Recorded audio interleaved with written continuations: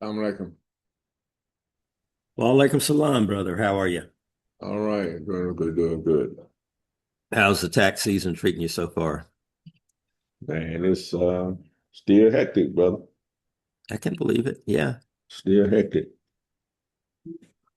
There were my cousin, and I'm assuming my cousin wasn't the only one. I always help her with her very simple taxes every year. She didn't get her IP pin sent to her. She got when she went on her IRS.gov account and went to her profile, it had a thing on there that they were going to be down between a certain date in December and the middle of January, Yeah, and that she would get her, she would get her pin sometime in the middle of January. Well, she still, as of last Monday, because she wanted to file on the very first day possible, they hadn't ain't, sent her IP pin. ain't no special designation about being first. Yeah, everything with her has to happen in 5 minutes. So Well, you know, that only works on stuff you control. oh, I know, I know. But I got they sent me mine on the 5th, on January the 5th. Yeah, I've had clients that, a couple of clients that have that, but did she try to look it up online? Oh yeah, we went through the whole thing. I walked her And through. it wasn't a pin. I mean, on her No, so IRS account. when she went into her IRS account, it had that notice on there that Oh, she would get it sometime in the middle of January. And then she called him on the phone. We went a three-way on the phone. And of course, the person you talk to on the phone does not have access to your intimate information. So, that person can't give her IP pin because they can't see it. At least yeah, that's what they tell us, right. right? And if you have it mailed to you, which is an option, it takes up to 21 days. Somebody is ready to get their refund as my cousin, 21 days is like a lifetime. Right, right. So Right. so she's checking back every day, see if Yeah, her IP pin is there. Otherwise you just gotta wait. gotta wait. That's it. Yeah. I'm looking at man Tarek. How you doing, bro? Oh, alaikum assalam. How you all doing, man? Doing well. Assalamu alaikum, brother. Did I get the time mixed up? No, you got the time exactly right. Said 11 o'clock, right? 10 o'clock your time. 10 Why o'clock was I Central thinking Time. 9 o'clock my Because time? that's when we usually do it. 9 o'clock Central Time is when we typically start. Oh, okay, Yeah. but what happened? He wasn't at, he, No, he you were wasn't in at the the meeting meeting last last week. week. He was here. He voted. Oh, he Oh, did. Lord have mercy. That's on me. Oh, hey man, look here. It calls something. It's something called aging. I got you. Oh, I'm just believe being it. honest with you. I didn't know it was gonna get me this soon, but really? Oh man. Oh, I sure we sure did. Yeah. So Okay. and even in the Zoom invite that I sent out, I put a special message in there about the time. You did, and see, some told me go back and check like I just did, Hmm. and I totally forgot we changed the time. Yeah. Wow. So so hey, don't feel bad, man. I have been in this community since 1991. And today is the first time I ever heard of white days of fasting. What's that? To the white days of fasting. Today is the first day I ever heard about it. What does that to do with this community? This new to me too. Well, no, I'm just saying. I don't go out to other communities and Yeah, but what? go sit with the sheikh and determine what they think should be done or any of that stuff. I get it from our imams and our learned people that have been, in the community longer than me. That okay, you fast these days. The Prophet fasted Mondays and Thursdays. So if you want to be Sunnah, you fast Mondays and Thursdays like the But Prophet did. that's my point. That if you got it, it didn't come from our community. That's what I'm saying. Well, no, it was a member of our community who got I'm it just saying from that he another didn't get member it. of That he didn't get it from Okay. this Yeah, community. he didn't Right. originate. Okay. That's what That's what I'm Albert said, saying. right? He didn't get it from God. Okay. So none of you guys, none of you on this line are familiar with white days of fasting. No, Correct. I'm not. This first time of me hearing My it. first time hearing it too, brother. So again, that's how information gets brought in under the guise that this is what it is. Now, I got a problem now if you have brothers that wants to call their Zan. Now, I was taught that Imam Muhammad said, I heard him say it, that the Iqama is recited the same way the Azan is recited. That's right. Now, that's from our community. Now, I'm not saying if you don't do it that way, you're wrong, but you're identifying your influence, which is not our community. Mm-hmm. You follow me? Mm-hmm. Now, I also heard Imam Muhammad say the only fast we promote is a fast in Ramadan. Okay. I heard that out of the man's mouth. So Not he saying- not never saying- said the Monday and Thursday. He never pushed the Monday and Thursday. It's Again. okay if you do it, but he never did it. Bruh. The only fast we promote is the fast in Ramadan. Okay. You don't come into the community and That's say right. you got to fast every Monday and Thursday. That's not from our community. Okay. Now, if you Okay. choose to do that, alhamdulillah. Okay. But we see all these influences coming in, and it for my purposes anyway, they have identified the major influence in their life of Islam. It's not from our community. Mm-hmm. So now I get a whole special suspect. The other stuff you're saying. You follow? Right. So yeah, exactly. So I mean, but of course, my question this morning is because the person who brought it to me was a person who is in our community, who's respected in our community. Mm. Right? Been in the community probably longer than me. And you know, from a line of a respected imam in our community. So I'm like, okay, let me check this out. So I went and looked it up, and there is such a thing. It doesn't give an origin; it just says it's Sunnah. But I'd never heard of it before. Don't feel bad. Don't worry. Make the I think, religion easy, brother.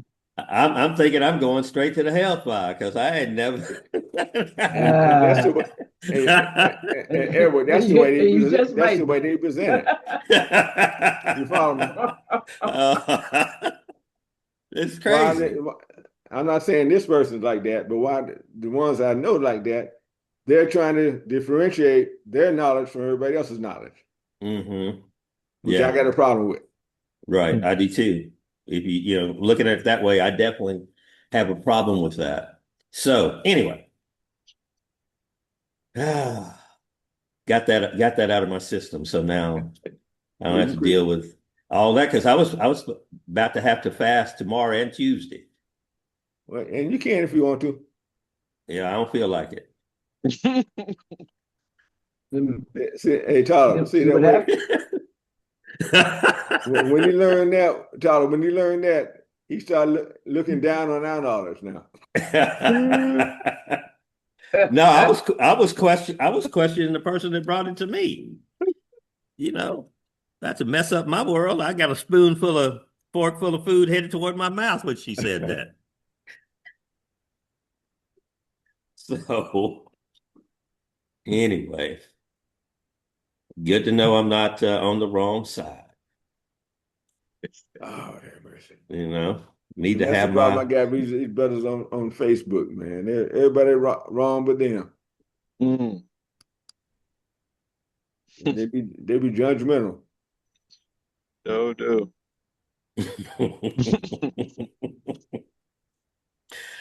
I'm just trying to be the best Muslim I can be, brothers. I think we all are. That's just like You know, when these jamats man. come when these jamats come through now. Oh I'm, man. I'm asking them what type of business they in. Yeah, Now, yeah. I'm tell you why I'm asking this question. Because the first time one say I got a convenience store, I'm gonna say what you said. And Hmm. if I ask him if he's selling those items that's Allah says unlawful, what can you teach me about this religion? Right. Nothing. You ain't finna even lead the prayer up in here. I'm not saying you can't pray. I ain't finna pray behind you. I might not even stand by you. Man, please. Yeah. So y'all still have dramatics coming through? No, we stopped them. Or I did, rather. Well, And I think the word has gotten out that you can't stay here. The last situation I had was um, I told the brothers, I said, my brothers, because I had left and I was taking care of a little nephew of mine, so I had to stay at their house because of him being in school. Mother was out taking care of something for some days. But anyway, I had just got through doing the altar prayer or something. The brother called me. I said, brother, I'm like 20 minutes from there now. And he begged me to come back so they can pray. Didn't tell me there was a Jamaat. And I think I know why. He didn't want me, he didn't want because he probably don't want to come back. So I got it and they started going through their routine and this and that. And then when he talked about where the Muslims at and can we go, I said, oh. I said, bro, I'm gonna tell you all now. You can do your prayers. But as soon as the prayers are finished, we don't allow people to stay here. No, you can't do that. And I can see some very disapproval on their face. I say, now I never once said you couldn't do your prayers there, but you're not staying here. And that's just it. And mhm. and and from that I started saying, I'm started asking them some questions. What type of business do you have? Because it's just we've had so much damage over the years of them doing that to the building. Appliances messed up, bathroom facilities just Assalamu messed alaikum. up. Yes. Well, look at my salam. Yeah, So they that yeah. was put a stop to. Yeah, when I was a man, these brothers. And this was Assalamu in the alaikum. night. Well, look at now. This was in the 90s. Can you hear me? Yeah, I hear you. Yes.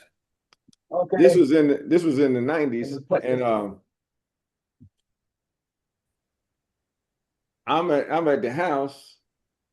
It's late Sunday afternoon, and the Super Bowl getting ready to come on. So one of the members of my shit brought the brothers to my house. Right. Thank Allah they had come out with VCRs so I can record it and come back. So they sat down and they wanted to start teaching. So I asked them, what kind of work you do? One was, I'm a doctor. I said, you're a doctor? Alhamdulillah. I said, brother, when you get a patient in, do you start diagnosing immediately or do you go to the family history? Mm. He said, yeah, I go through the family history. And then you diagnose. Well, how come when you come amongst us, y'all go straight to the diagnosis? Mm. You assume we don't know nothing about Islam. You need to treat me more like your Yeah. your patients. And by the time I finished with the brother, he was almost like he was crying. I had to hug him and say, I still love you, brother. Mm. They kill me with that stuff. Yeah. And look, I'm in the build. I work in the building material industry one time. Brothers come up there. I'm like, oh my God, no, no. So I'm looking for one of the brothers. So I leave from behind my sales station, and because I had to go out back anyway, and everything. I walk outside on the loading dock where they loading up material. This man out there praying on the top of one of the most sellable pieces of plywood back there, praying on top of it.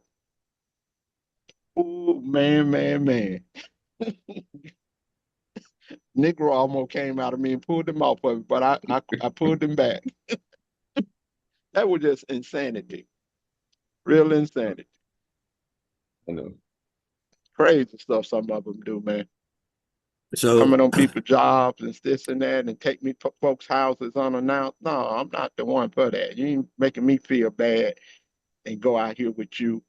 And look, I got financial responsibilities to do. And assalamu y'all come alaikum. from a family where y'all can be materially provided for while you gone. I'm yield. I'm stopping. Okay. So I only went to school one day at my brother's place. So tell me, who are these people y'all are talking about? Because I have not encountered them yet. You Who are might these want to Yamad know. people or whatever? I think most of them that I have experienced are from they are Pakistanis. Yeah, Most of them that's from that I Pakistan. have experienced, but I'm not charging all of them with that. Some have been beautiful and very, I would say, uh, just doing what I felt comfortable with. But some of them got the extreme stuff. Yeah. Are they similar to in their actions or their mission or whatever, Latter-day Saints? Are they just traveling around from place to place trying to indoctrinate people? I mean, is this their deal? Maybe so, because they say go out for 40 days, and they make it sound as though it's obligatory, and I haven't found that it is. And then again, it goes back to if you can leave your your source of income or your family for 40 days, where you been provided, what supplements are coming in for that, Well, they're going to and stay at your masjid and eat your food. That's how now where they bring their own food. Yeah, they they bring. bring their own It food. be it be Okay. it be it be like it don't be no elaborate meal. It be somewhat acceptable. Uh, Okay. and most of the people that I have come in contact with that doing it, they are professional people. They have the Okay. resources to do that. But they might Hmm. pick up one or two uh persons that don't have the financial resources as they got Gotcha. and everything. Yeah, and I know when one time in Fayetteville they came to North Carolina and they picked up an African American Muslim from Charlotte that traveled with them, Hmm. right? And they started staying in the masjid. That was when they first started. We were trying to be good Muslims, let them stay in the masjid, but they were, but they stayed there and then they left. But the African American didn't leave. He stayed there 2 weeks longer. Oh, So goodness. I came down to the Oh, masjid. gee. I said, Y'all understand? Y'all say brother, you got to leave. I said, brother, you got to leave. That no, I said, brother, we're not equipped for that. That didn't work. So he was acting Negro, and I had to go Negro on him. I went whispering in his ear. I said, brother, if you don't leave this masjid now, I'm gonna kick you on my He started getting his clothes up. Stop for love, stop for yeah, right. Get out of Stop for now. here. He understood that language, right? Man. Okay. had an Yeah, experience this with one brother when I first met him, African American. He wore like them nice double breast suits and tie all the Yeah. time, well groomed and with his beard and everything, just nice looking. Could have been a model or something, in my opinion, right? Next time I seen this man, he say, man, Tariq, I say, do I know you, brother? All straggly beard, the quote unquote that ethnic dress from the Pakistani community had on that and looking like it was dingy Oh, looking. And he said, this brother such and such. I said, oh my God. In total transformation. I'm gonna yell that because I like everybody trying to say something. yeah, Imam Tariq. Imam Uh, Tariq, yes, uh, sir. two things. They always think they could teach you Islam, Al-Islam, Yeah. okay? Why is it that you assume that I don't know what you know? Huh? And But then uh, I don't want to be, I don't want to be harsh with anybody. So I tell them, and what happens is ultimately they get these weaker brothers, weaker thinking brothers, because they think, and I call it the age of romanticism, Islamic romanticism. And that's what we see. We see the horse and the sword and the sandals. You in Chicago with sandals? Come on, man. So you got these kinds of I call it romanticism, the age of romanticism. So what it is? But there's one point I wanted to just talk about after we open up. I'll ask you information about your location and everything, and we got a shipment of black seed oil in. Okay.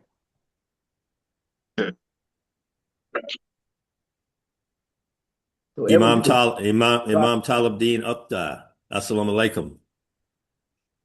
Assalamu alaikum rahmatullah. Assalamu alaikum. How are you, brother? I'm fine, praise be to Allah. I got a chance to catch part of Sister Martha Dollar's program this morning. Yeah, she was good this morning. Yeah. Enjoyed that. Yes, sir. So we'll talk about that a little bit, but why don't you do us the honor of opening us up this morning?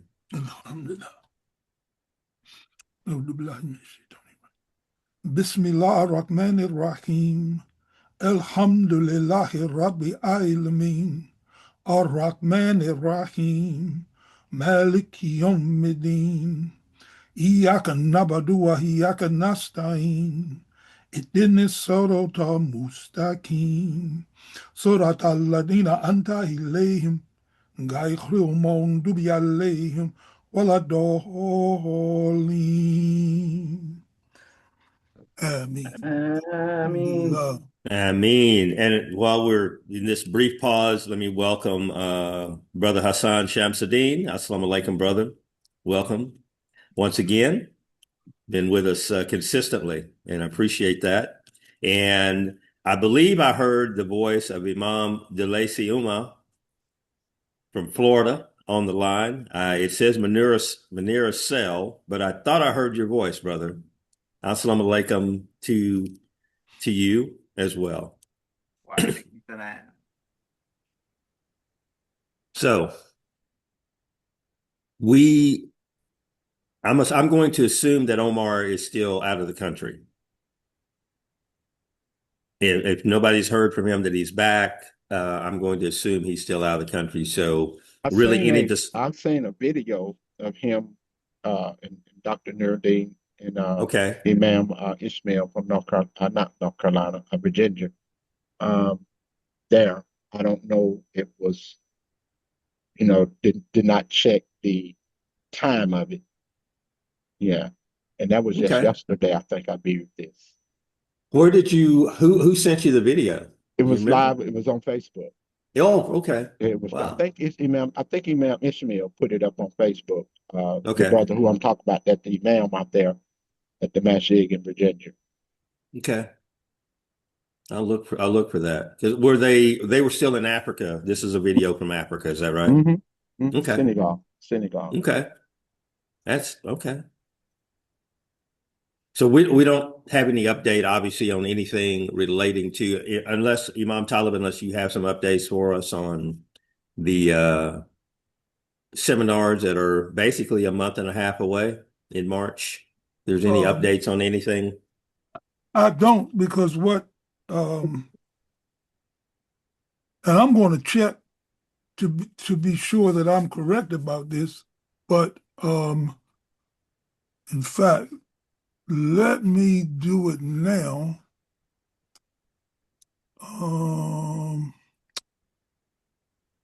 Where do I want to be? Right here.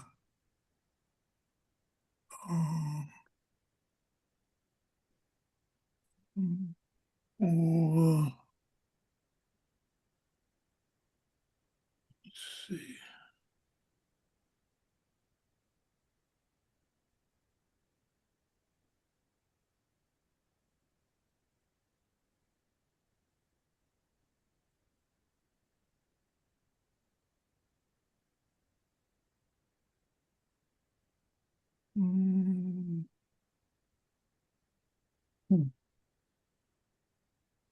Yeah, what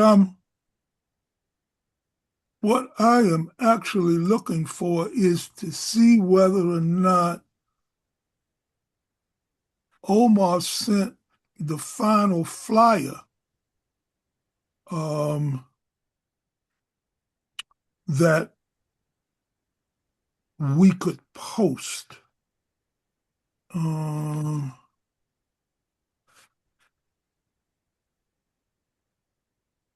I'm gonna look for this. Uh,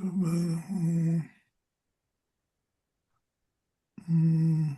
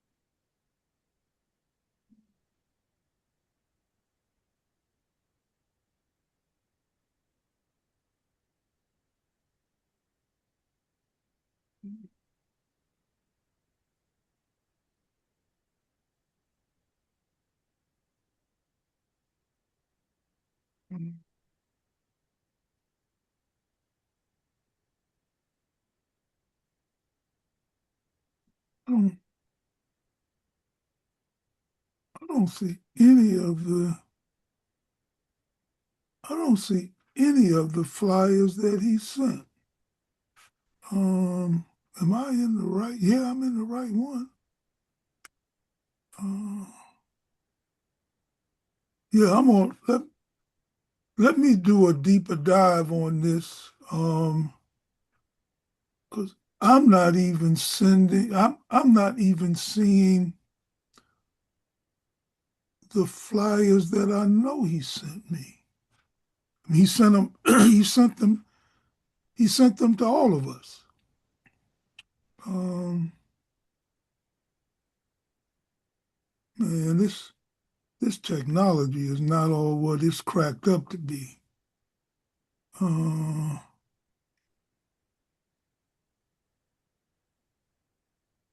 Arnold,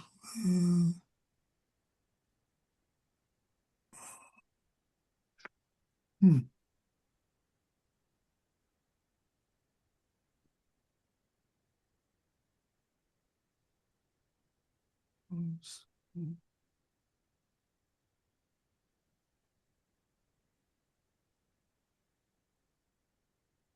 When any one of you get a chance, see what the latest flyer you may have from Omar, and this would have been before he left, because he sent a couple of them around, and I think the last one he sent, it was a two-sided flyer that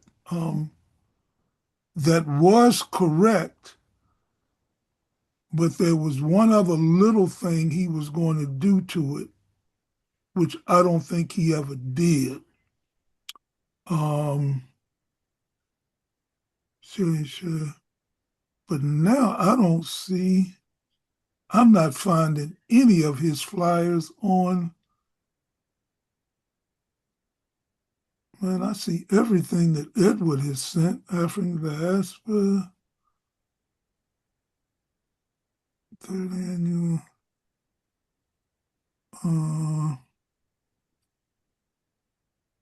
Barney Edward.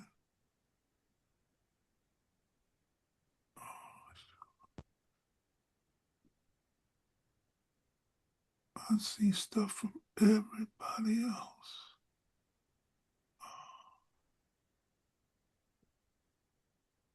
Weekly meeting, leadership practice.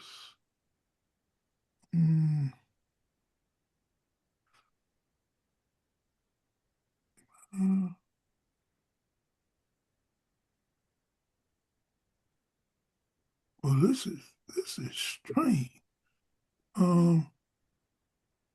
So no, obviously I don't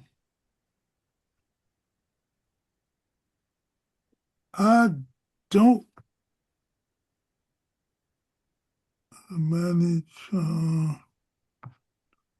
Well, when do you think he did an update? Because I do have two PDFs from him on the flyer, but they were from back in November. So you're saying he's done an update since November?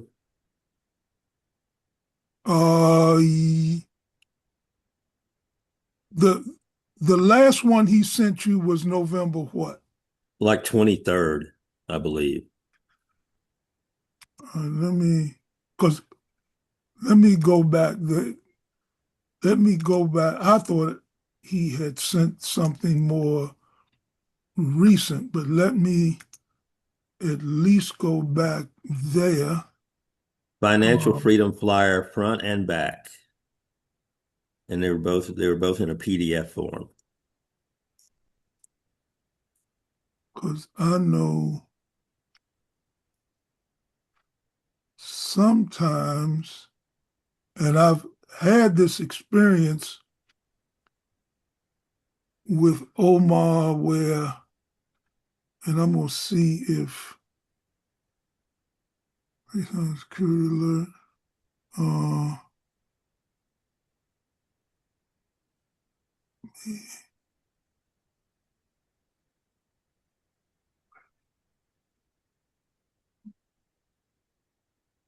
yeah, I've had this experience with Omar before. If you look at that, can you send me that last email? Because I think if you look on the email chain, you may not see my name, my Okay. email address. Okay. I'll check that. That's not the first time that that's happened.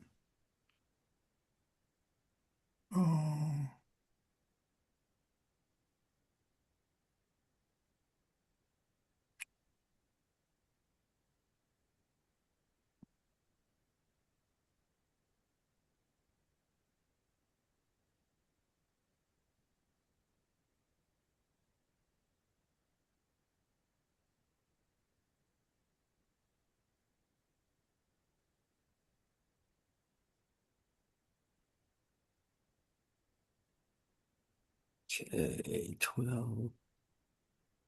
All right, so here's a more recent one, was December 21st. And yeah, and he has on the December 21st, you're included in the email chain. Okay, let me Talk to one at gmail.com. Right. Let's see.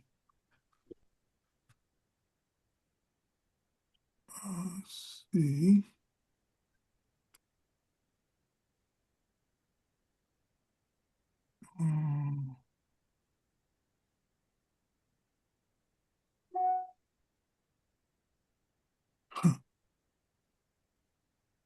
No. So I'm gonna forward this to forward that to us me. right now. Yeah, forward that and forward women financial women. Okay, so I got something here on the 23rd Of December. Let me see. Wait a minute. Okay, wait a minute. I'm seeing. Yeah, actually, I'm seeing what appears to be 3 flyers.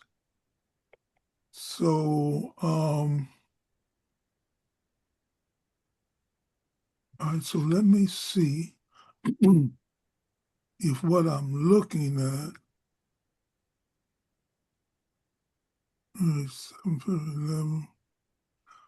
Okay, so the one that I'm looking at now, I could do. Here's a question I have, because find I did find what he sent.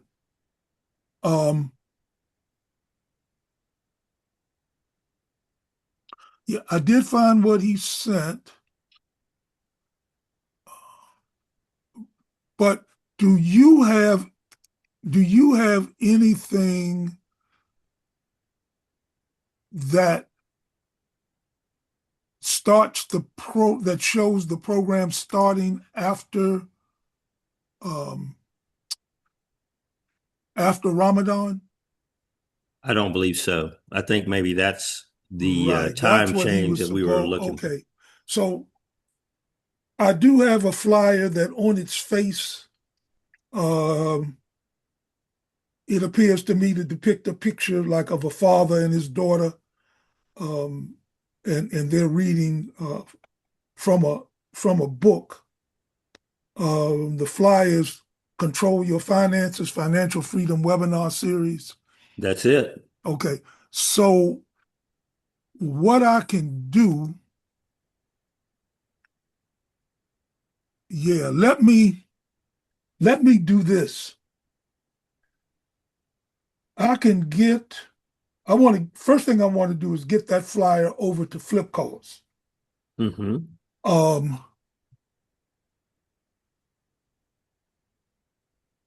and that will be. Then let's see. Check that QR code. Yeah, I mean it's. Let me see some.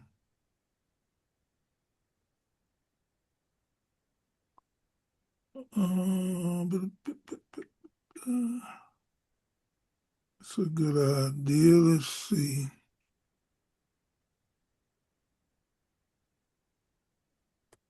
Okay.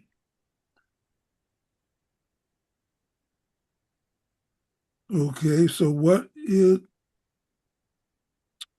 yeah. Yeah, so it does have, okay, so the QR code is good. Yeah.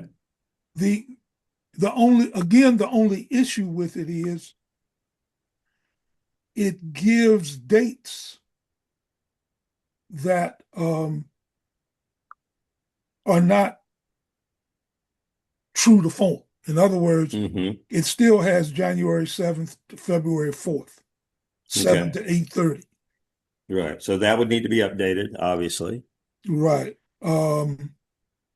So,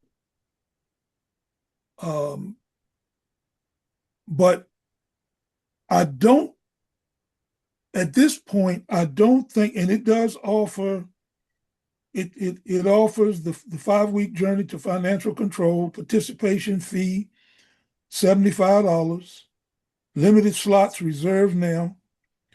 It gives the virtual workshop schedule, and then it requests participant information of first and last name, phone number, email, address, city, and state.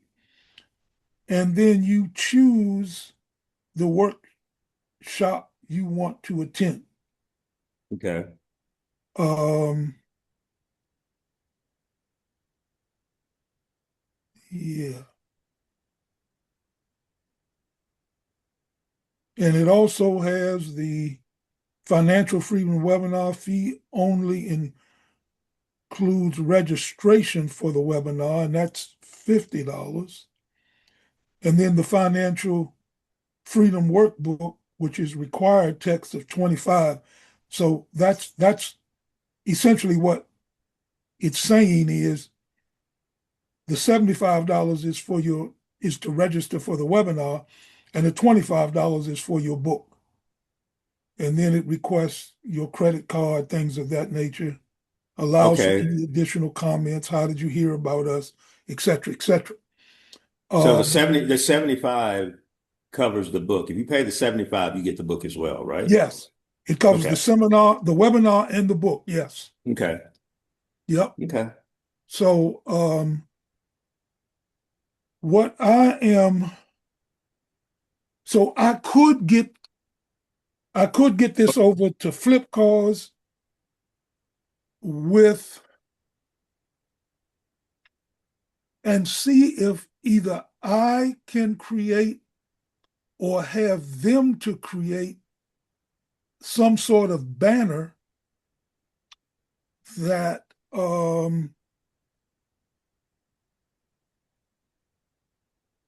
that would address, because I think the workshops now would be, the active ones would be March 24th through April 21st. And Yeah. and that's a Tuesdays or Wednesdays? I can't remember. Yeah, we said Tuesdays. Okay. Yep. So let's see, March 24th. Okay, that is a Tuesday. 1,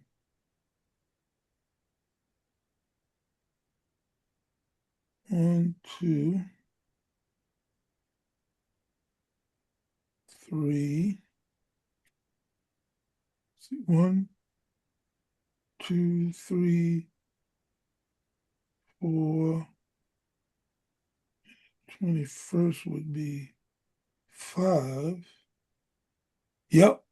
So that's it. So what I could possibly do is to have Flip Cause create a little small banner that indicates the first session will begin after Ramadan, March 24th through April 21st. That would be the 5 sessions for those 2 months. Then the next 5 sessions run from May 5th to June 2nd, June 16th to July 14th, etc. At this point, that's the only way that I'll be able to get it out. I don't know.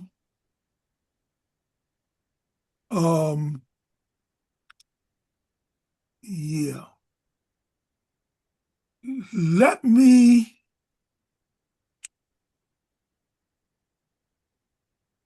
What I may be able to do, if not me doing it,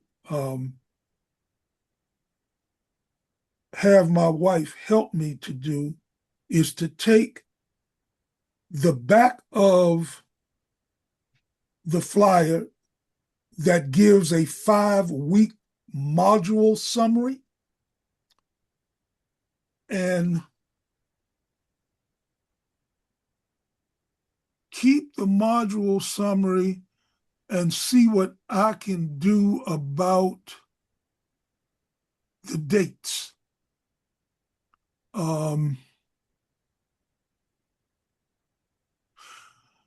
Yeah, see what I can do about the dates. Because and what I'm going to do, I'm just going to try and deal with the dates. I'm not going to try to duplicate it as he did, because it could be confusing. Because what Omar did was he gave each date, March 24th, April 1st, April 8th, April 15th, and April 21st. And then on the side, he put April 28th in a column under break week. So in other words, he was having a break in between. Right now, I'm just trying to keep this as simple as possible. And I want to keep the 5-week summary because that's going to tell people each week what they're going to learn. But I'm going to redo his calendar, inshallah, the way it is on the form that he wants people to fill out.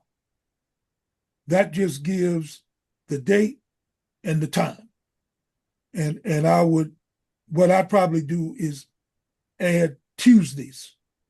Tuesday, March 24th through, or every Tuesday, March 24th through April 21st, 7 to 8:30. Every Tuesday, May 5th, on down the line. And just, Okay. yeah, so I'll use the front of his flyer and then recreate something simple for the back. Okay. Because I don't know when he's anticipating to be back, but I would at least like to have something done, and if let's just work with that. The other thing, I don't know how many of us plan to either get these flyers reprinted, for distribution in our masjids. I'll see how it prints out in black and white, because these are full color. I'll see how it prints out in black and white and whether or not it's going to be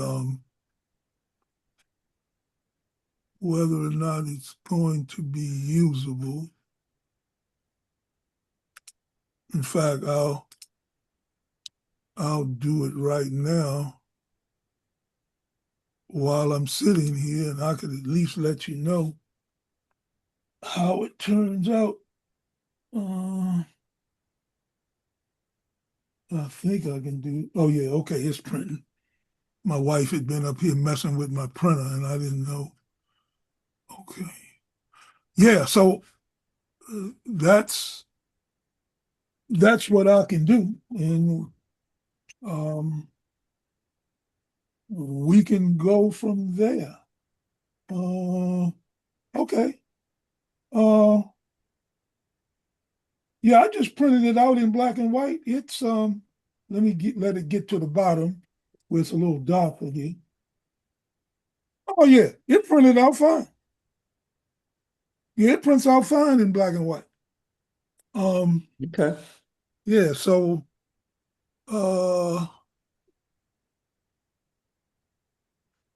So you get flip cards this coming week and see if we can get that set up on there. yeah, in fact when I think when I print these out, I'm going to so they print out fine. He does seem to have it where the margins are awfully close to the edge. So, you may want to reduce it down a couple of percentage points, maybe down to 99, maybe even 98. But yeah, so that part is usable. Then let me see how I'll be able to have my wife throw something together for the back. Or I may be able to take something that's already been done and do it myself. All right, let me I may I may have to pay for this one. Okay. In some shape, form, or fashion, because I've got a I'm doing a presentation this afternoon for Masjid Taqwa in Chicago, inshallah. And she helped me put together a PowerPoint for them because they were requesting specific information on healthcare powers of attorney and advance directives. Okay. It appears as though over the last couple of 3 months, they've had a rash of deaths in their community where members of their community with Christian families, no janazah was performed, for them, after their death, because the family had the body. Now they more than likely, I didn't get into the details. They more than likely performed a janazah al-ghaib, but nothing. It was a problem enough for them that they wanted more information on how they, as believers, they can protect themselves through their healthcare and their advanced directives, so that instructions are clear that they want to be, buried as Muslims. Now, of course, part of my presentation is going to give them some, a reality check in that whoever is paying the bill is the one who gets to dictate how this person is going to be buried. So that's when, I would offer the solution that people start paying on their janazas. If you can't afford it in full, then see if you can make some arrangements where you can start to make payments, so that and then your family would be informed that your funeral and burial arrangements have already been taken care of.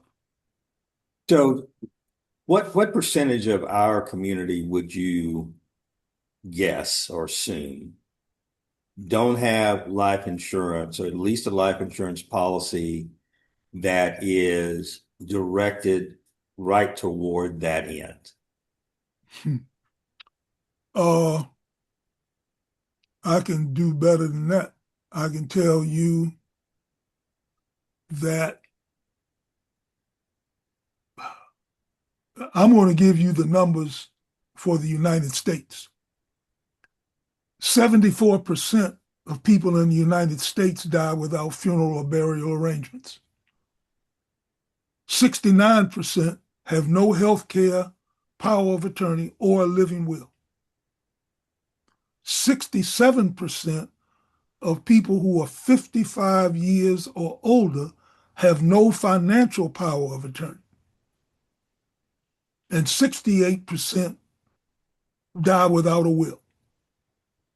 So essentially, if you want to take a closer look at this, if I had to give someone a 3-second spiel, 70% of Americans die without any documentation at all.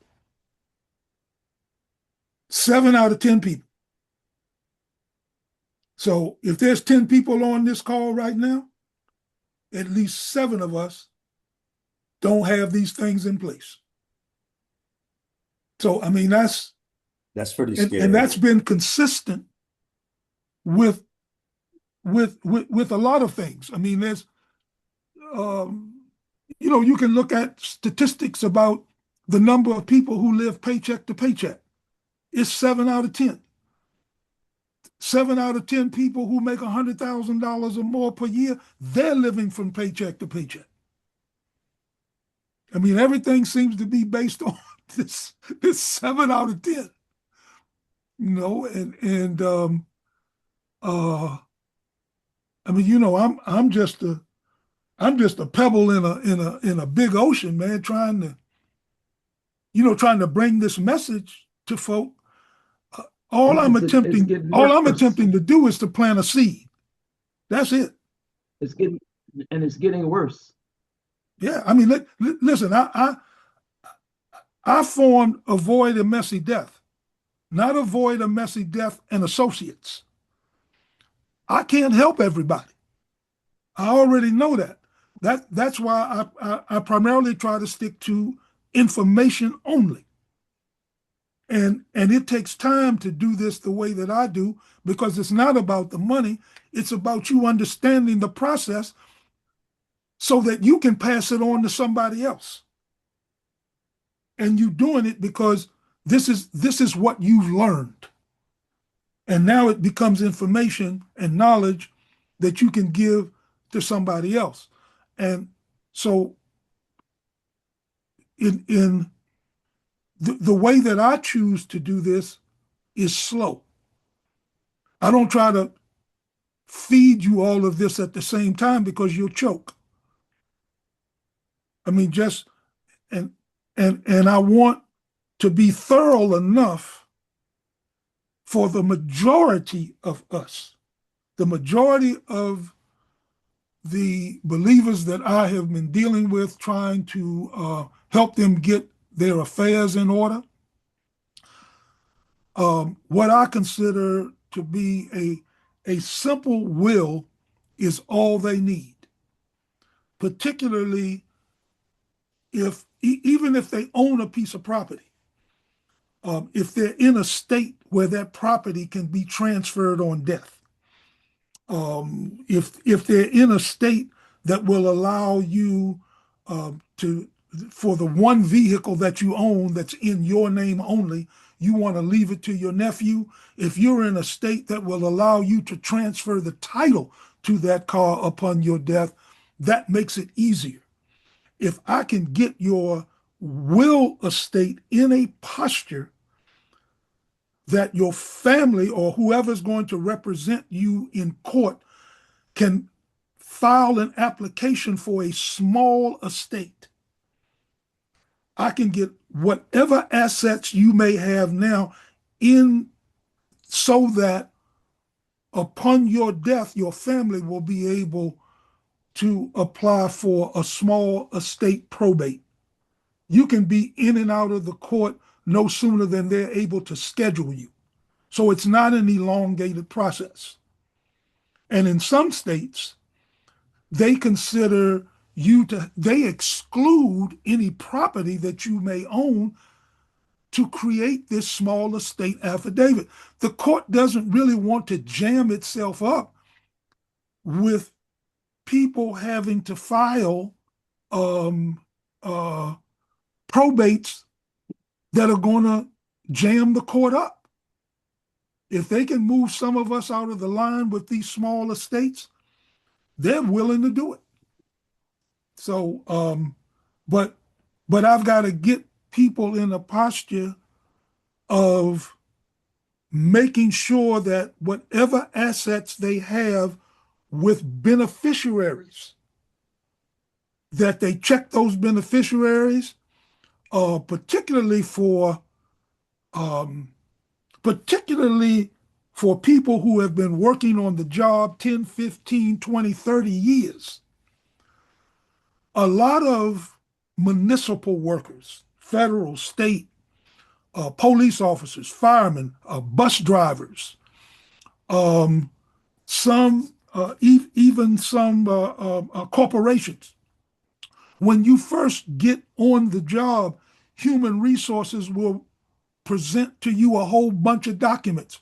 One of those documents that they present to you is an insurance policy. Generally, most of the ones I've seen for bus drivers, they might be like $5,000. Well, they ask you when you start the job, they present you, as a benefit, they offer you this $5,000 insurance policy. So we're asking you to name a beneficiary. So you may still be living home with your parents. So you make your mother and father, you give them 50% of your $5,000 policy. Well, your parents have passed. They're no longer here. So when upon your death, when it's time to pay out that policy, it's going to end up in your estate because your parents are no longer with you. Your brother that you left it to, they've long since passed. Sister, same thing, gone. So it goes into the estate. Now, $5,000, that may not seem much to some, it's a lot to others. But when it's in your estate, let's assume that was a $50,000 insurance. You had a $50,000 life insurance policy. And your wife was the beneficiary. Well, your wife may have predeceased you, but you never bothered to change the beneficiary. Then you die. It goes into your estate. And what happens is when that money goes into your estate because you have not named any beneficiaries, those that you owe money to, you still got a house that you paying on, or what do they call that thing? A HELOC, a home equity line of credit. All of that is going to become due. You still got a car note, you leased the vehicle, and you die, and your name is the only one on that lease. The leasing company is going to consider that contract with them still due and payable for the full term. You can go and turn the car in if you want to. That ain't going to change nothing. The only thing that it may change is once you turn it in, they're going to start the process of selling that car. But when they sell it, they're going to deduct whatever it is you owe. They're not going to give you full value for it. And after they sell it, they'll then send you a bill and say that this is what you now owe. And all the time that that's happening, it's accruing interest. So this has to be done. I mean, it has to be, we need those of who are going to leave a will, we need to get your assets down to beneficiaries, where you leave it to your children, to leave it to the masjid. I mean, but when you die, you want to have as few assets for your creditors and debtors to get to, including whatever taxes you may owe. Your income tax is going to have to be filed for that. You die in 2026. You die this year. Come 2027, someone's going to have to fill out a tax return. That's a debt. Now, if there's nothing in your estate to be able to pay off that debt, then at that point, it's written off. They won't be able to come. They won't be able to come after any of your family members unless they find out that your family members did something fraudulent. Then they may come after you. But if there is little to no money in the estate, then your credit card debt that you have, that's in your name only. Now, if you've got joint credit cards, like you and your wife or you and one of your children, and you pass, your wife is going to be responsible. Your child is going to be responsible. However that's set up. But if it's just you and you die, let's say, with $3,000 worth of debt, but there's no money in your estate, credit card is just going to write it off. They won't have a choice. They won't be able to come after the family for anything. So, and I'm saying this about wills in particular,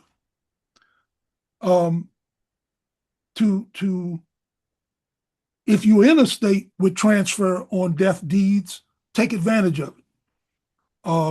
Most states will allow you to add your spouse or immediate family to the title of your real property without any sort of transfer or recordation taxes. That's not every state, but some states. And I think that if you were to look at your state structure, even if they were to charge you a recordation tax, I think in this case, you would only be responsible for one of the taxes, and that would be to record this new title. And it's generally based on percentages. I think in the district, it's 1.1% of the sale of the value of the home. But in my opinion, it would be, even if they do that, it would be worth the dollar amount to pay that recordation tax in order to get the person titled on to the home that you wanted to go to before you die. I like to operate from that posture. People always ask, well, what about a trust? Yes, a trust would take care of that.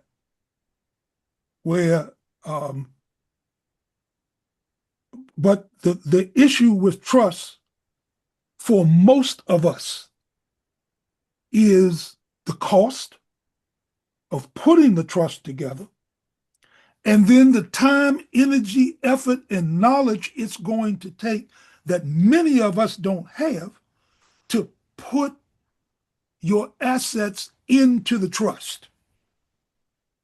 To take that no more than 3-page document into a bank and let the bank know that you want to put your account into a trust.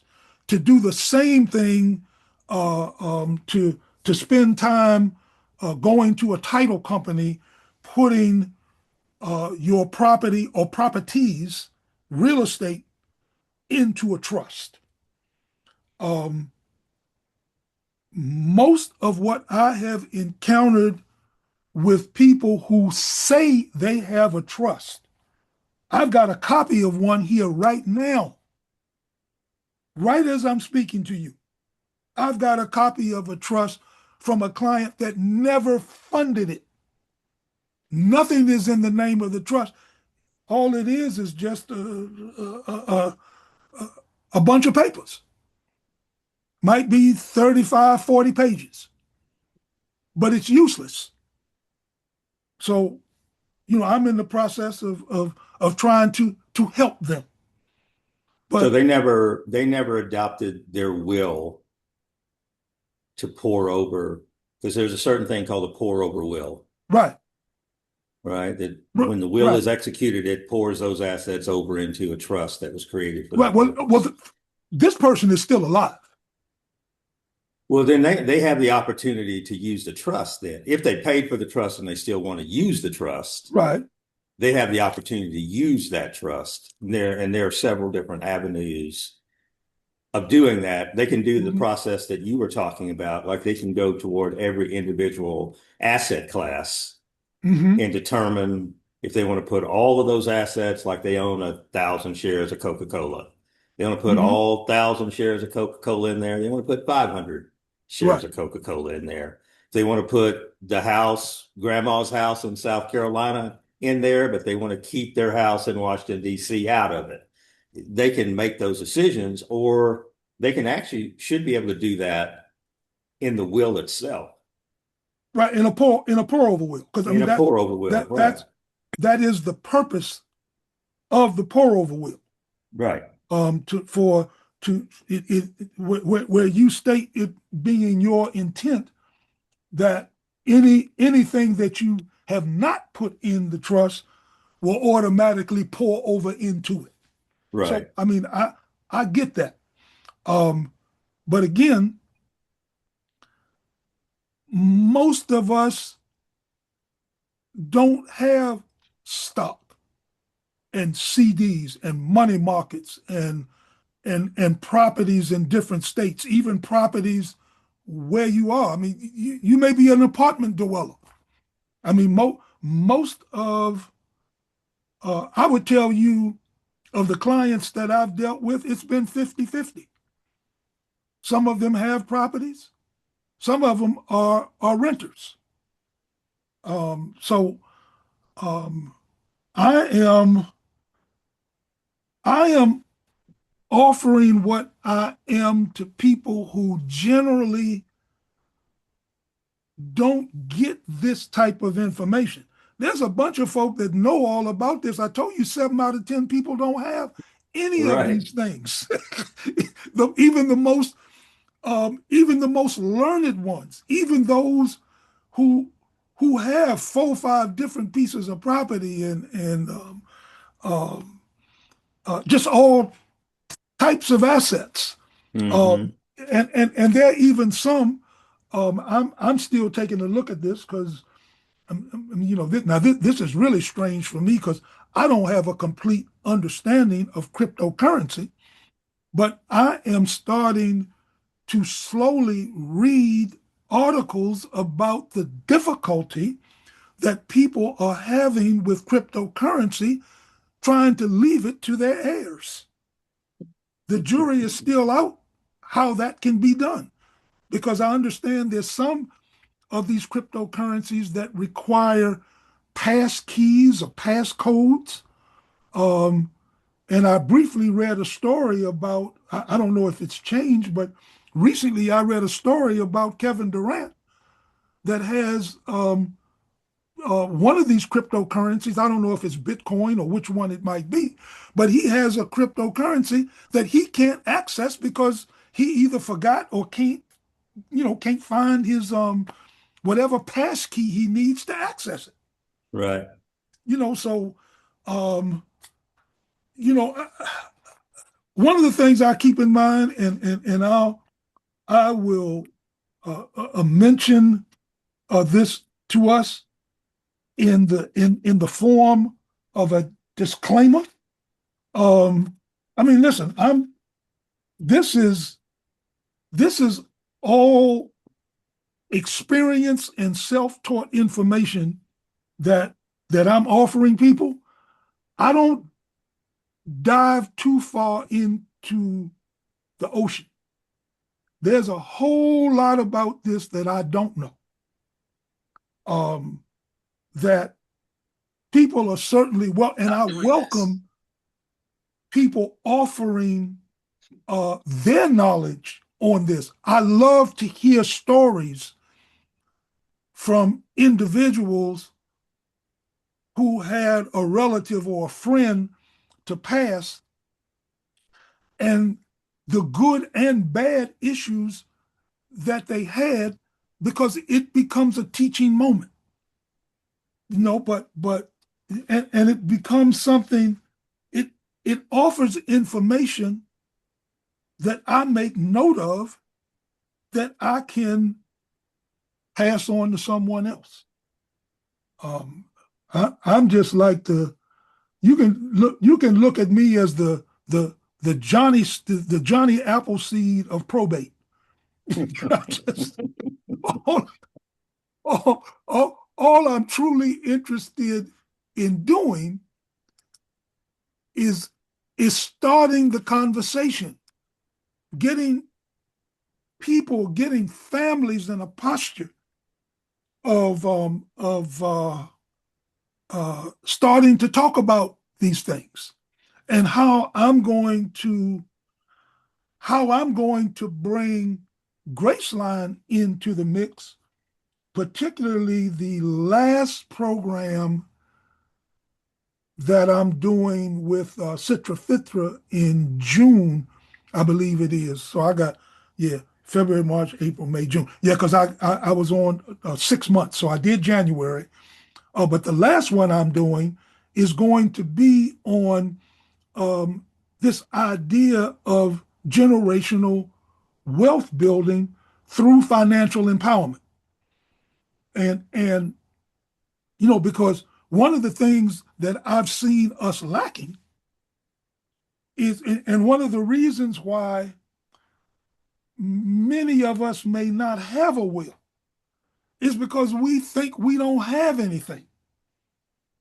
So one of the things I want to do, through what we are doing here at Graceline, is to guide and help people through building up their assets, showing them ways that they can begin the process of, if they're not too far gone, teaching your family members about generational wealth building, that you're doing this not just for yourself, but for generations to come. And talk to your children about their inheritance and help them to understand that the person who left you that house, they could have just as easily sold it and spent all the money on themselves. But they decided to leave it to you in order for you to build on it. Or even like my own parents, they did not want any one of their 3 children to have the house. It was stipulated in their will, in the last survivor of them. And that's another thing I got to get through to people. Everybody needs their own will. I've never seen a valid will, that is a husband and wife, a combined will. This is the last will and testament of Shahida and Shahid Shabazz. No, Shahida needs her own will, and the husband needs his own will. So, but my parents left it so that the house was to be sold and the proceeds divided amongst the 3 children. My mother owned a piece of property that she inherited from my grandmother down in Arkansas, but she willed that property to her nephew, my cousin, because she did not want any one of her children down in Marvell, Arkansas, right outside of Helena, right near the Mississippi border, separated by a little short bridge. My grandmother lived maybe about 20 miles from Mississippi. So what I'm offering here is an opportunity for people to be able to trust me in guiding and counseling them through this process, because I'm not an attorney. I am not a financial planner, not a financial advisor. I'm not licensed in any state or territory. This is all information that has come from either personal knowledge or study.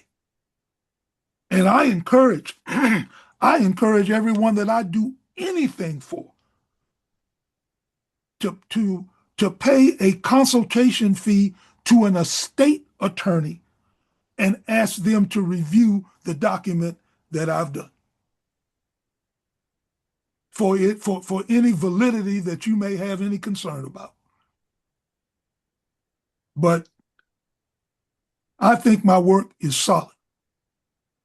I believe that it is, and it has been it has been tested.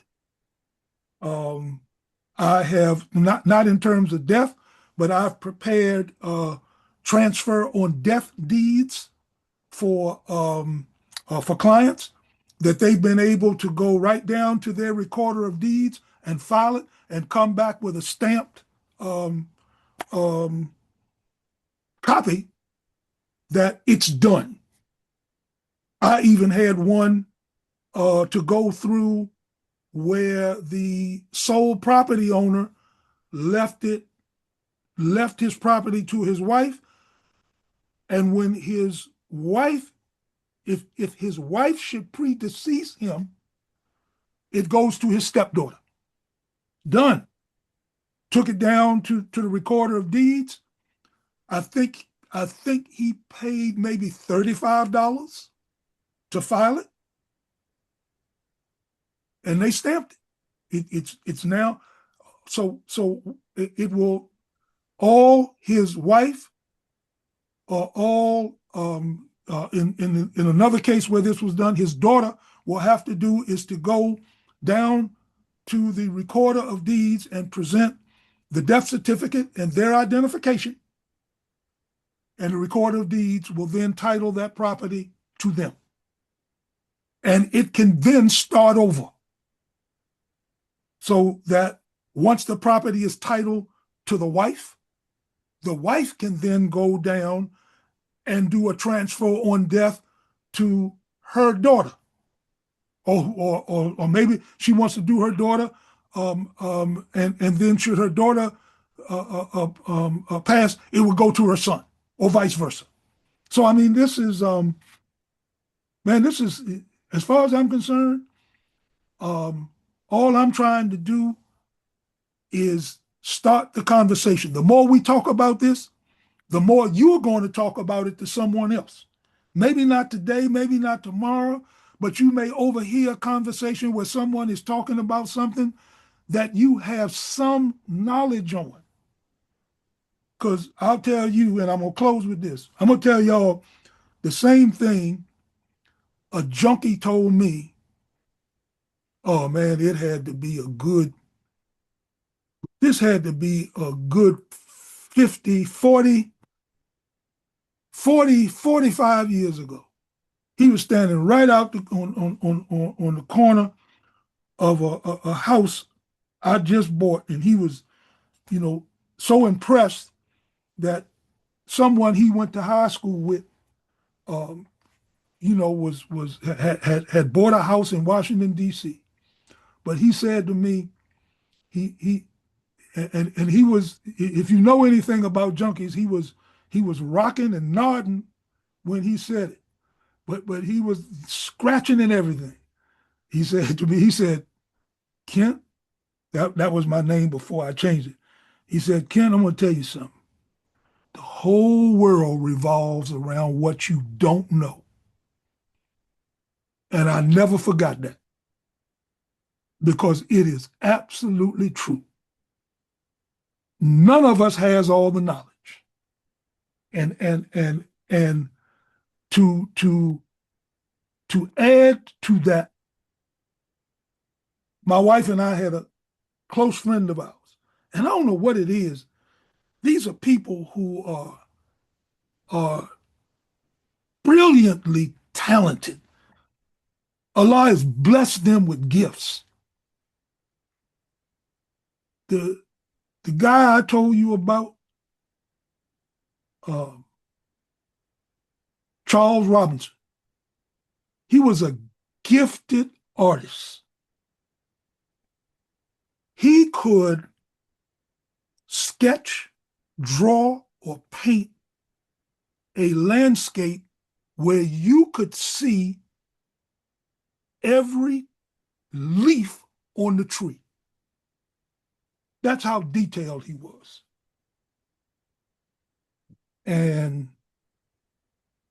But them drugs got a hold of him. Life got a hold of another, a friend of my wife and myself who taught both of us when we first met him that he never says what he knows. He never uses the phrase, I know, I know, I know. He said, because when you start doing that, people in turn are not going to provide you with any information because you already know. They won't be able to talk to you because you think you in the know. And so I do my best to be careful when I'm speaking to people, particularly about this, where my only job is to provide them with the information and help them through the process of interpreting it if it's not absolutely clear to them. So what I do is more about teaching moments than trying to see how much money I'm going to make. This ain't never been about money. Never. I mean, yeah, I got fees. Typically, $650 for all the documents that I can put together. If you're in a state with transfer on death, or you got transfer on vehicles, things of that nature, it's an additional $50. If it's you and your wife, or you and another person in your family, it goes from it's $1,200 for two people. But for the Muslim community, it's $300. $300 for you, $300 for your wife. And you get all the documents, you get all the time, you get everything for the same $300 that I would give to somebody for $650. Because it ain't about the money. I'll be 74 in April, and I'm telling you, even when I was cutting up and acting a fool, God took care of me. I ain't never had to want for nothing. Have things been difficult? Absolutely. They've always been difficult. Always. I mean, I couldn't even get through middle school or high school without teachers asking when I had to write essays and things like that, asking me if I wrote it. That was a fight. When I tried to open up my own business, 22 years old, I had to fight to get that business open. And God blessed me to write a letter to the President of the United States, Jimmy Carter, and he answered. After difficulty comes relief. My wife and I opened up a business that at its peak, we were employing 14 people, including a chef. We grossed $500,000 a year, or in that neighborhood, in the high 400s, $500,000 a year for what, 8, 9, 10 years? And all the time we were doing that, the city where I was born and raised was trying to shut me down. Fa'ina ma usri yusra. And here I am to this day. You can, even with this fool in the White House, you can go right down to the Smithsonian Museum's African American history and culture, and my business, our business, is right on the 4th floor. After difficulty comes relief. That's why I'm sticking with Graceline. this process has been difficult. But I know that Allah is going to bless us with some relief. We're going to get that ease. But then, let's not forget, he tells us when it's all said and done, get back out there and start all over. So that's why I'm comfortable with being in this fight with you all. Because I know what it's going to take. I know it absolutely what it's going to take. I mean, I bought a building in 2002, but wasn't able to rent it out until 2005. It was like over 2.5 years that I had this building before I was able to start getting my money back. Those are difficult times. But I'm like those people down there in the where was that? Where did that the tsunami I think they had back in 2007 in Indonesia? Yeah, in Indonesia. Yeah, 60 Minutes interviewed an island off of Indonesia where they lost none of their people on this island. 60 Minutes went there to interview them with a translator. And while they were talking, it might have been Ed Bradley. They always send a melanin person whenever they go to talk to indigenous people. But I don't remember if it was Ed Bradley or not, but they sent someone to interview these people with an interpreter.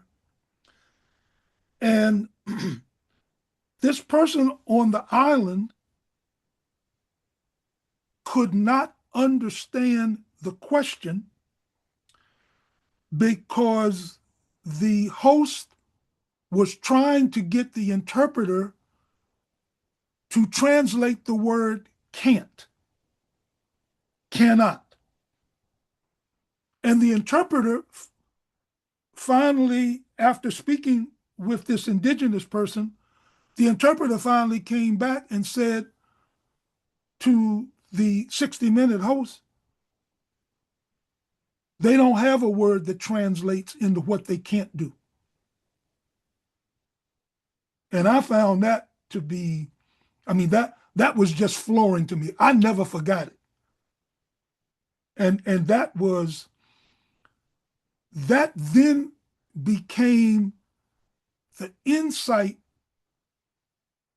for me having conversations with people about changing their language, where we just flippantly use language like, oh man, that nigga make me sick.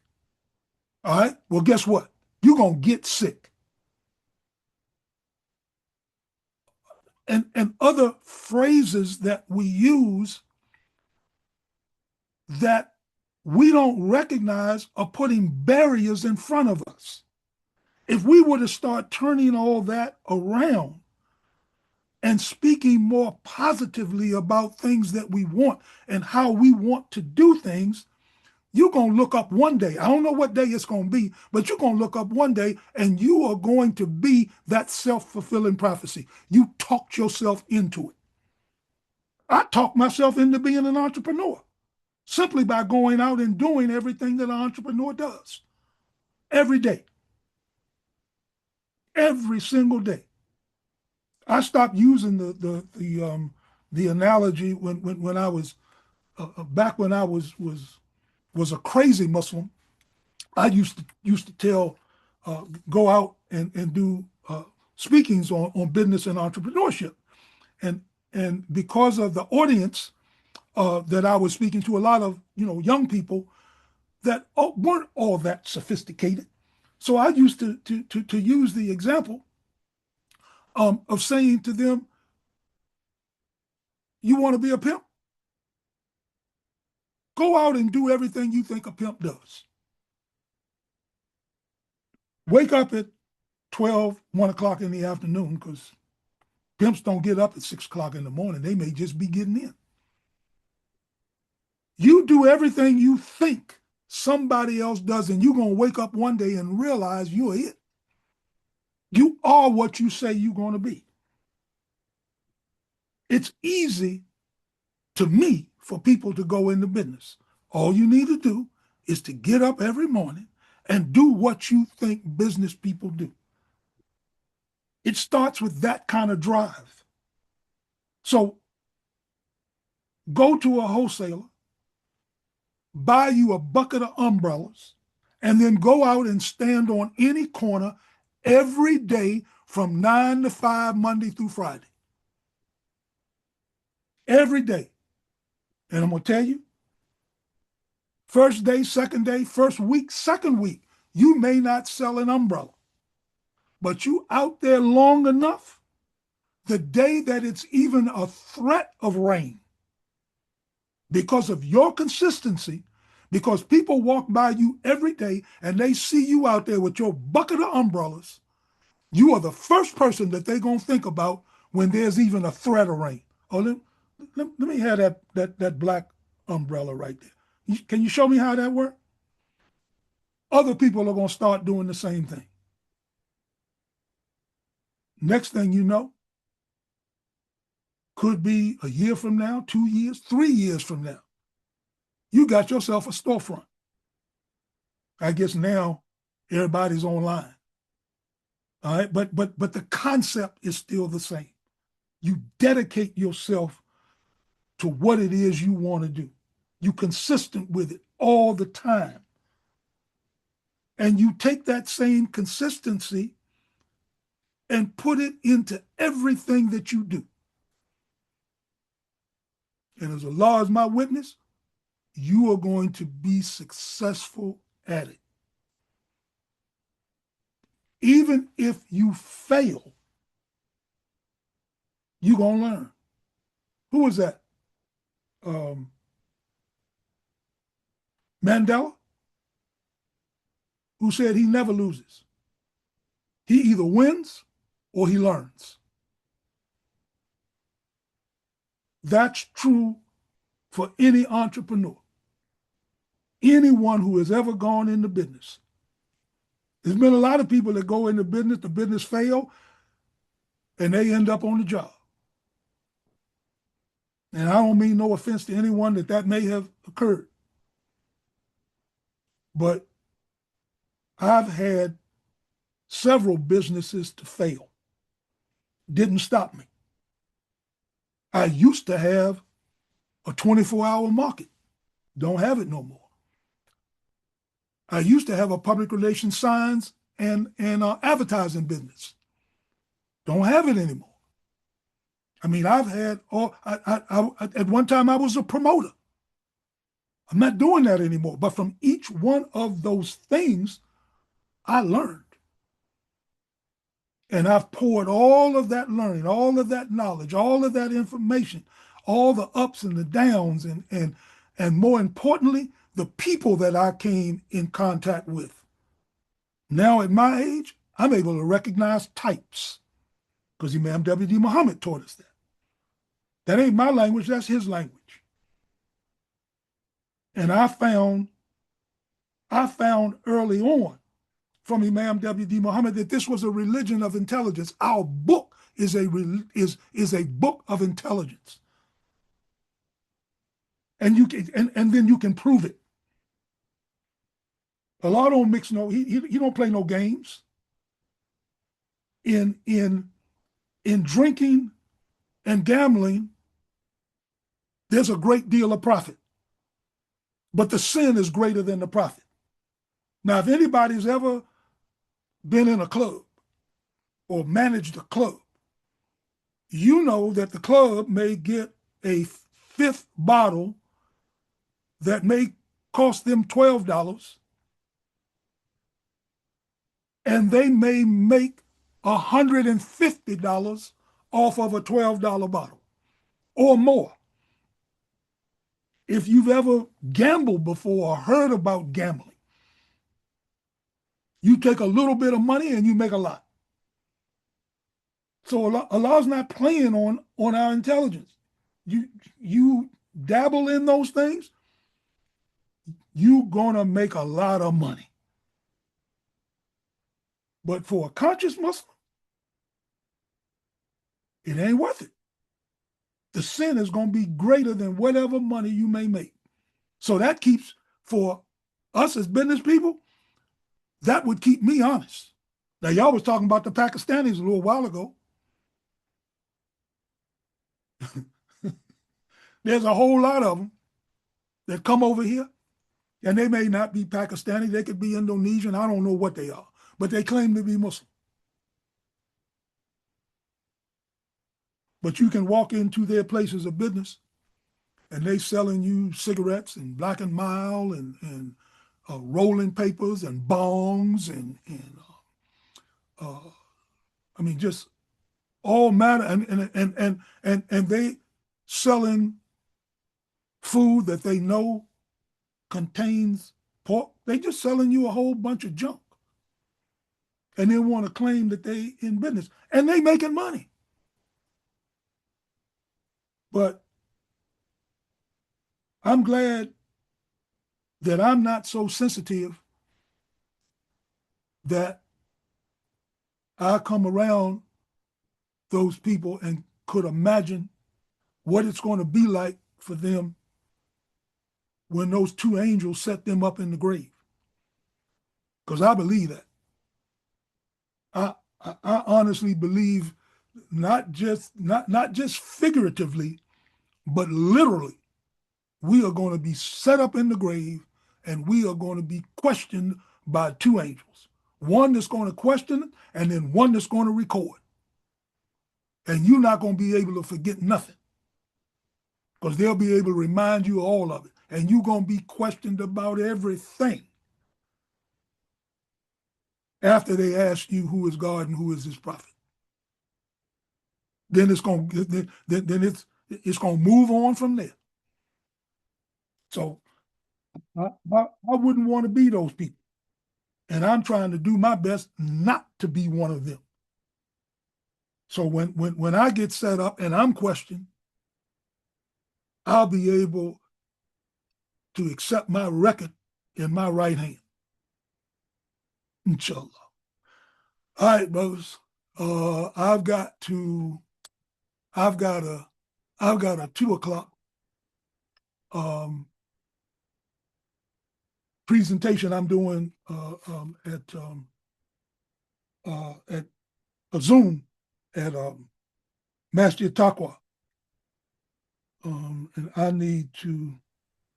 I've sent them my PowerPoint. Oh, okay. Oh, okay. Alhamdulillah. No, I just got something from Sister Fitra. I was looking for, see if they sent me. No. Okay, I was trying to see if they sent me the Zoom link for the presentation, because I was when they do, I'll try and remember to send it to us in case any one of you all want to join. Well, you had a pretty good warm up just there for the last few minutes. So man, I'm sorry. You're gonna no, that's fine. You're gonna be in rhythm, and you shared some really good information with us. So appreciate that. And you're on with Sister Fitra next Sunday, if I'm not next Sunday. mistaken. Yeah, next Sunday I'll be addressing wills and trusts. Then March, I think I'm doing healthcare, advanced directives. April, I'm doing financial power of attorney. May, I'll be doing funeral and burial arrangements. And then June will be the generational wealth building through financial empowerment. because I want to see our community have assets to pass on, and start the process of raising our children to be more cognizant of money and how to keep, save, spend, and I think Edward told me to start saying invest it. So I'm going with that now. I took out. Rabani has a note for you in the chat as well. Oh, okay. Let me get to that. You know what the note reads. Okay. Oh yeah. You know what the note in fact, reads. uh, Mental telepatry. That's what Did you I? call it. I may have. Don't quote me on this, but I'm looking now. I thought I pulled. Okay, yeah, I did pull your documents up. I just haven't sent them to you. Yep, I got one of them. I got one of them right here. Yep, I sure do. Looking at it right now. All right, so you got my address? You don't want me to email them to you? You want me to mail them? Yes, better. If you can, if it's easier for you to email them, that's good. No problem. No, it's okay. Do an email. That's easy. You don't have to be going around. Yeah. Now emailing is gonna be better. Stamps and envelopes. And you'll get them. You'll get them faster too. Yeah. Yeah. Now now I do this if you don't have a printer, then I can print them out and mail them to you, because I don't assume everybody's got a printer. No. Just go ahead and do it to make it easy for you. Okay. All right. So I'll email it. Inshallah. Yeah, I'll get to it. And then can I email you a check? Hey man. Look, I think they call it Zelle. Yeah, Don't you have Zoom? I mean Zelle? Yeah, I got Zelle, but we got a ways to go. Before we get there, because I'm gonna need some names and information. In fact, right. Let me put this in the chat, and this is for anyone that would. I'm going to encourage all of you to go on and fill out. Go to that website and fill out the form that's on there. It'll probably take you no more than 2 minutes, and send it back to me, because what I'll do is to start a file on you, in hopes that one day we can get around to it. Adam did it a couple of weeks ago, so he can tell you it didn't take long to fill out, but let's do that. I mean, it is going. You're gonna find it to be beneficial for you as well as the family, because it's the family you're doing this for. And if I can't help you, it's going to be for one or two reasons. Either you don't want to help, or you've decided that everybody in your family's death was messy. Mine might as well be messy too.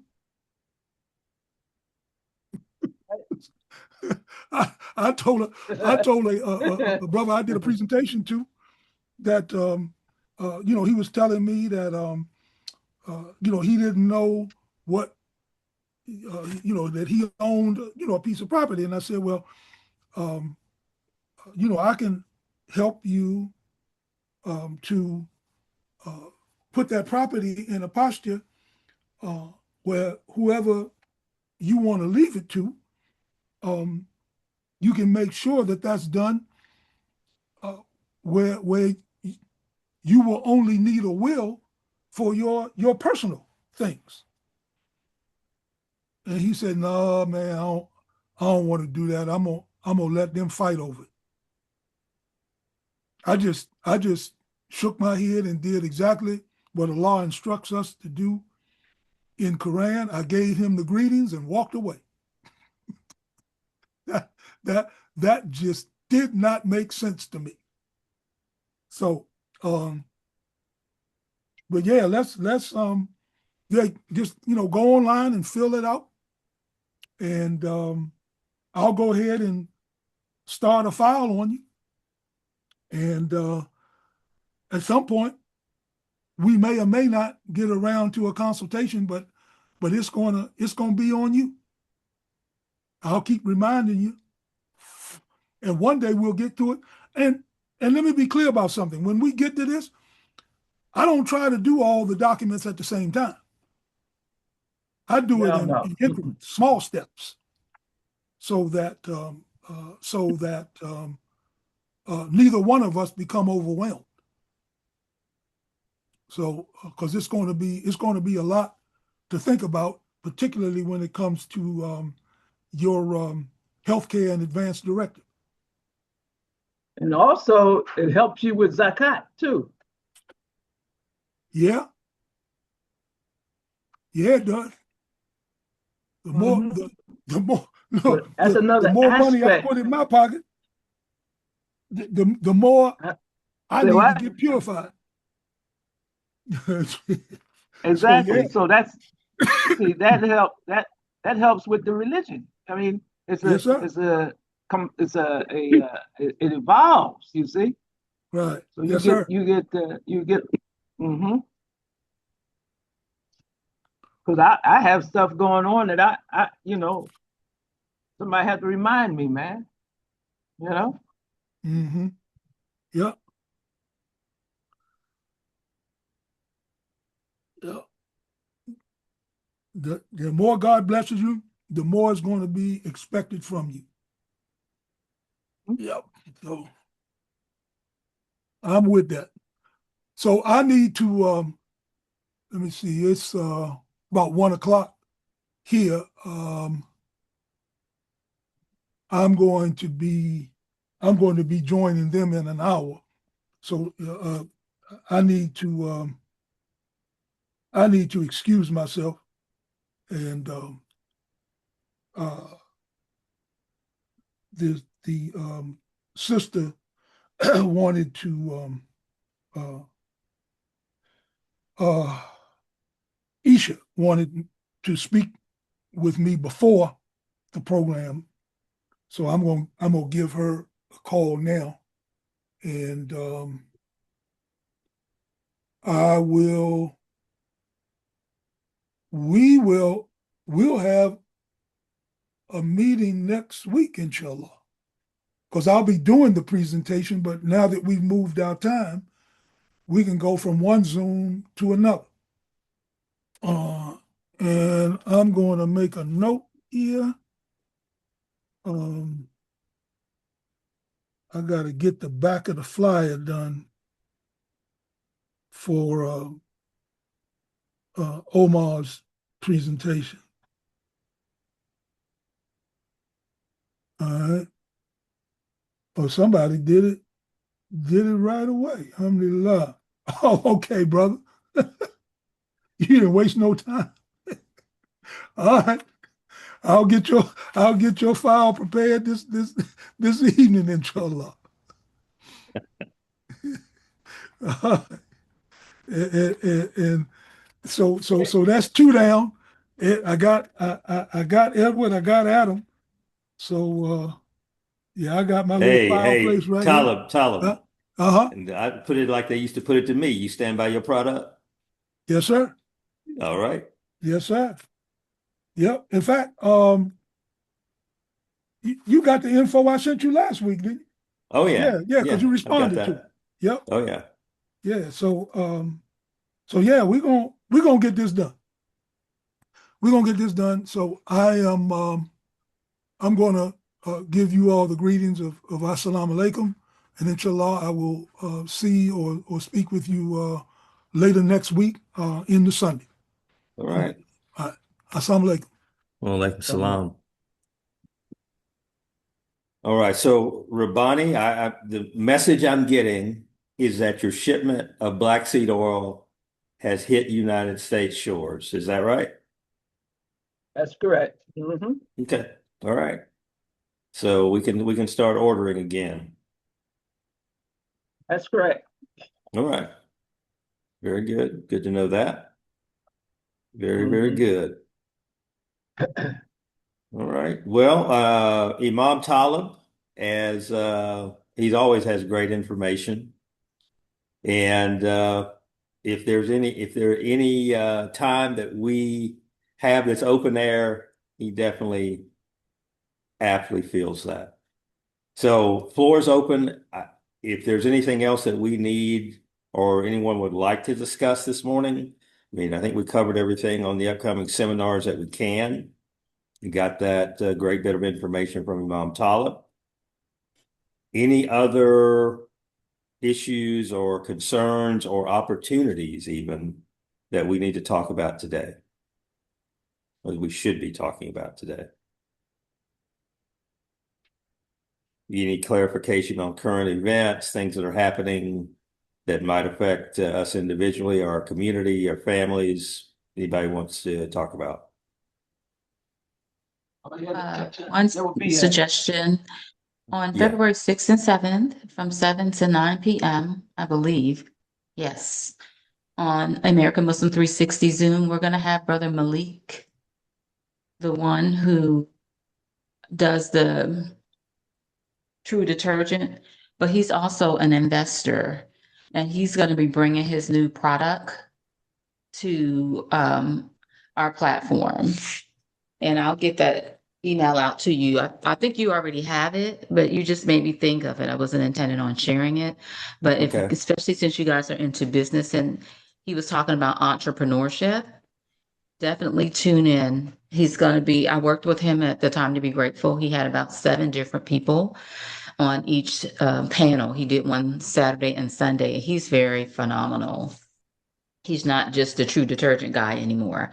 He's really developed himself in business, and he's presenting some really good information. So I'll send another reminder flyer out and look forward to seeing y'all on February 6th and 7th, or one or the other. Thank you. Assalamu alaikum.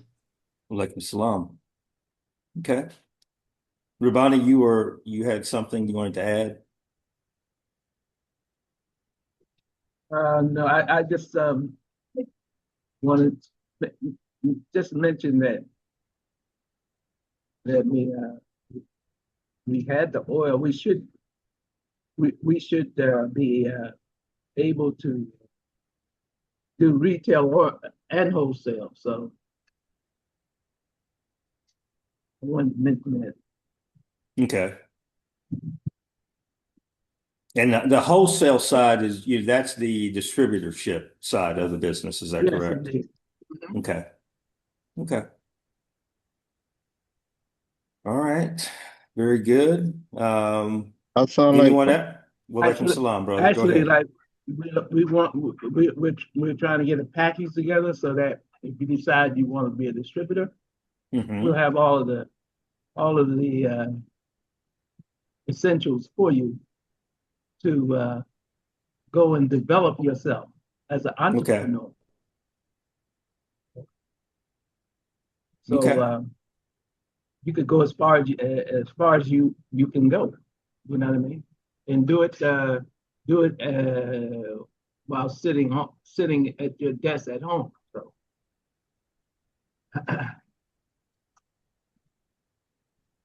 we're developing marketing and advertising material now. So I'll be hopefully to be leaving to go overseas, inshallah, before Ramadan, hopefully before Ramadan.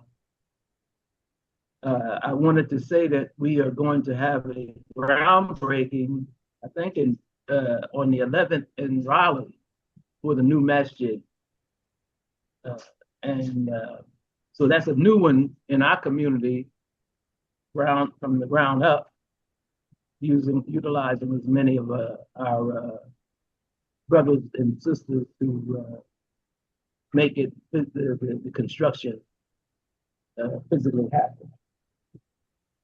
Hopefully, after that, we hope to have the groundbreaking and permit for Columbia and South Carolina, and the rehabilitation of Masjid Al-Ansar, and the permit for the graveyard in Masjid Al-Shaheed in Charlotte. Within the next, I'm hoping that all three of them four hit at the same week, right before Ramadan. Sounds great, man. So I know we'll you've have been working on that for a minute. That's right. Alhamdulillah. We'll have a Yes. jubilee. Yes, But the things, the things that I tell real people, a real jubilee. yeah, I tell people, I said, you have to be patient, just like Taalib had mentioned. You got the grind, and you have forces and issues, and you have to know that what passes you by wasn't meant for you, and what was meant for you will never pass you by. So you have to have faith, and you have to have determination, and you have to have a prize fighter. He trains for a 10 round or 15 round, but the champion, he trains 20, 25 rounds every other day. Mhm. So that's what we are. We are prize fighters, and we train to win. So that's how we do it. And we don't wear So toupees inshallah, we don't wear toupees into the ring.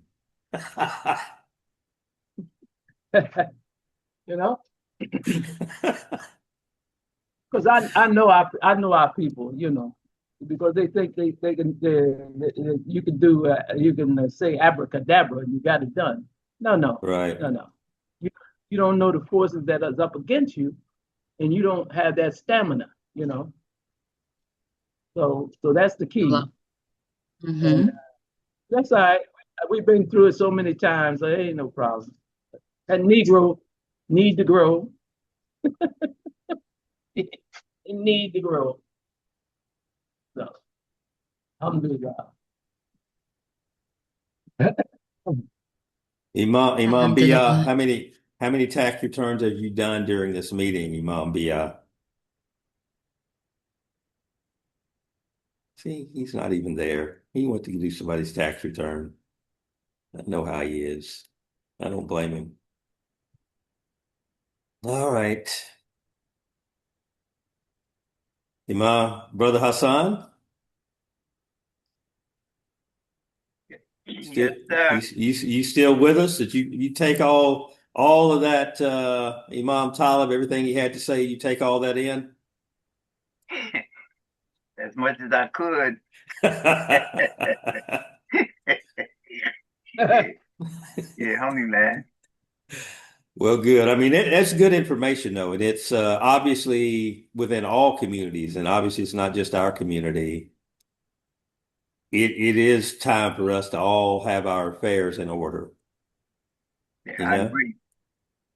So, I mean, anything that you heard, because he works diligently at it. I have to give him that. I mean, anything that we've learned this morning that we can pass on to other people that'd be a help to them, I think we're required to do that. Absolutely. So, Check the chat. but in the chat, okay. What do we have there? Is that the, oh yeah, that's the flyer. Yes. So everybody that has access to the chat on your computer, you can see the flyer for the upcoming business Right. excellence entrepreneurship exposition this coming Friday and Saturday of this coming week. So I know that I've seen it a couple of times on Facebook and starting to see it a couple of other places as well. So again, anybody that's in your orbit, make sure that they know that this is upcoming. Because like I said, the brothers had great success, we all know, with the detergent business. So anybody that's had success, you need to listen to what they have to say, because there are going to be some tips in there that might be of benefit to you.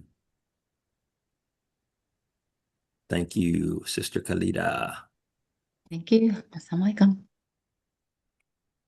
Salam. Mom Tariq, any closing comments? No, sir, I had, but Rabani, it was to Rabani. He answered them. Okay.